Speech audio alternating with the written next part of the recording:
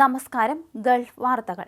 നൂതന ഇലക്ട്രോണിക് വ്യവസായങ്ങളുടെ ആഗോള കേന്ദ്രമായി സൗദിയെ മാറ്റാൻ പുതിയ കമ്പനി അലാദ് ആരംഭിക്കുന്നു. കിരീടാവകാശി public investment fund director board ചെയർമാനുമായ അമീർ മുഹമ്മദ് ബിൻ സൽമാനാണ് പുതിയ കമ്പനിയുടെ പ്രഖ്യാപനം നടത്തിയത്.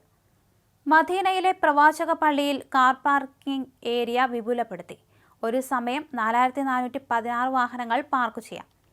ഗതാഗത ലോജിസ്റ്റിക് മേഖലയിൽ 28 തസ്തികകളിലായി 23,000 തൊഴിലവസരങ്ങൾ സ്വദേശിവൽക്കരിക്കാൻ ലക്ഷ്യമിടുന്നതായി സൗദി ഗതാഗത ലോജിസ്റ്റിക്സ് അസിസ്റ്റന്റ് പറഞ്ഞു. കുവൈറ്റിൽ ലഹരിമരുന്ന് കൈവശം വെച്ച 3 പേർ പിടിയിലായി. 6 കിലോ മയക്കുമരുന്നും 1,33,000 സൈക്കോട്രോപിക് ഗുളികകളുമായാണ് 3 പേരെ അറസ്റ്റ് ചെയ്തത്.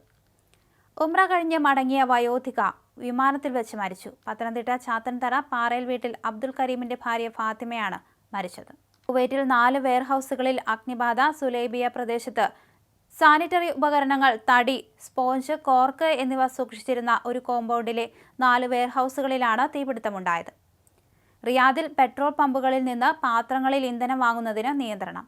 ഈ ആവശ്യത്തിനായുള്ള പാത്രങ്ങൾ Saudi standard metrology and quality organisation വകുപ്പ് അംഗീകരിച്ചതായിരിക്കണം. മലയാളി വനിത ഖത്തറിൽ വാഹനാപകടത്തിൽ മരിച്ചു. കോഴിക്കോട് പുതിയങ്ങാടി സ്വദേശിയായ പൊന്മാടത്ത് സുഹറയാണ് മരിച്ചത്.